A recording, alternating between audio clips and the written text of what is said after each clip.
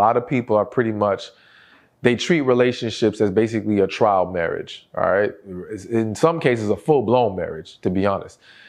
And so if the desire is for that next level of security and commitment for him to marry you, and most people would argue, well, yeah, you know, we're moving in to make sure that this is what we want with each other and we can spend our lives with each other. Okay, but in a lot of cases, you will actually delay it because once again, he's already getting all the benefits without the added commitment. You got to take a very logical approach for a second. And when we're talking about how men are viewing it, okay? Once upon a time, marriage was the gateway to gaining all these benefits. A woman who's there consistently, consistent intimacy, a homemaker, someone who can raise your kids, all these things. Once upon a time, you pretty much had to get married to get that, plain and simple. And that was the motivation for men to build themselves up and to actually commit and get married.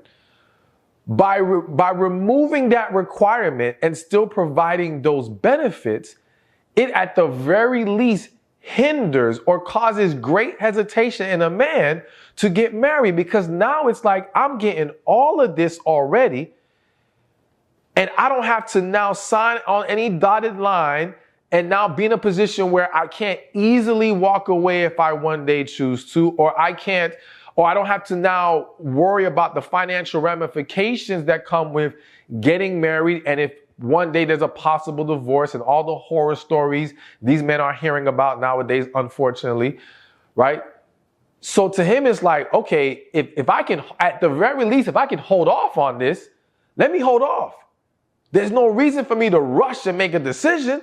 Everything's great right now as far as he's concerned. But you are feeling iffy because you are not getting that next level of security and commitment that you may desire in this situation. This is again why we have to go back to, if you are going to cross this line, there has to be a deadline. There has to be structure. It has to be, okay, if again, I repeat, I am not advising that this is the way to do it in general. I'm just saying, if you're going to do it, consider these things. If you insist on the idea that we must live together first to really learn each other before we can make the decision of marriage, that's your choice as a grown adult. But again, there has to be okay, if after 6 months of living together, we are not confident about getting married, we got to end it right there. And to be quite honest with you, I think one of the things that people aren't grasping or accepting if they make that kind of an agreement is, if after 6 months, or let's say a year, whatever you two decide, you guys are not confident about moving forward and being married to each other, and now you've had the test run of living together, at that point, the relationship is done. Like, it doesn't make sense to now think, oh, well, if we can't work this out for marriage, we'll just go back to staying as girlfriend. For what? We've explored everything. We tried it out. If it's still not working, there's nothing else to do.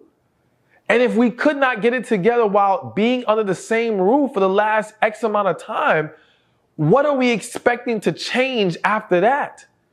It's a harsh reality that many don't want to face. And I think that's why many don't put a deadline or structure on it, because they don't want to deal with well, maybe this actually won't work out. Okay. But you're only going to make things worse for yourself if you don't do that. So you need to, I implore you, you've got to set that deadline, and you got to be very honest about what you desire. If you want marriage, make that clear to that man. Don't play that game and act like you don't care about it or it's no big deal when it is a big deal for you.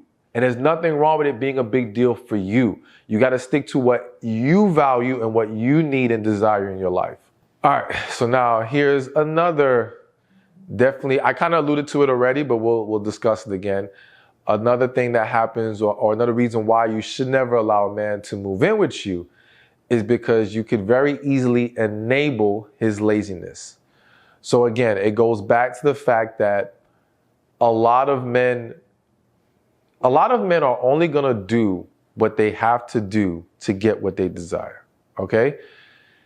If they can do the bare minimum and still get everything, many, not all, but many will stop right there. I think some of you think, well, okay, if he's serious, he'll push and do more. No, no. Again, men are pretty much, all right, if this can get me that, and I'm good with that, that's it. This above and beyond for what? Even in life in general, you have to understand, I'm a believer, this is my personal belief, that the vast majority of men are just looking to live comfortable. They don't have a mentality of, I gotta do more. That's not even how they're wired. They just want to do enough to be comfortable and content. And anything more is viewed as unnecessary to them. All right. Whereas there are a segment of men, which I believe is a much smaller segment of men, who are simply wired to do more. So they naturally go above and beyond because that's just how they live. And they strive for more. They're highly ambitious men.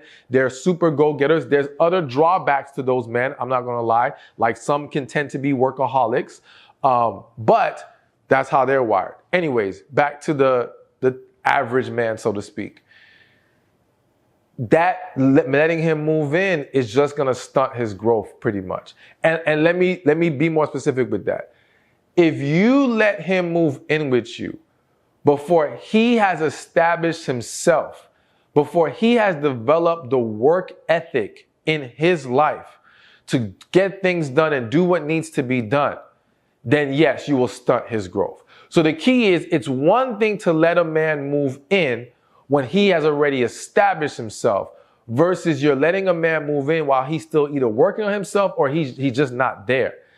And the reality is that if he's a man who has established himself, then it is most likely the conversation will not be about him moving in with you, but about you moving in with him or you two moving in together into a new place. All right. Now, if there is a exception to where he's an established man, but let's say your home is in a more desirable area or it's a more convenient situation for the both of you, there's nothing wrong with that. And again, that's why there's exceptions to every single rule. So I don't think that's a guy we have to worry about falling off in that scenario. Hey, thank you for watching this video. Be sure to check this one out right here, and I'll see you there. Relationships are the key to a successful life. But there's 5 areas that we have to be mindful of when it comes to relationships. There's relationship with God, relationship with ourselves, relationship with family and friends,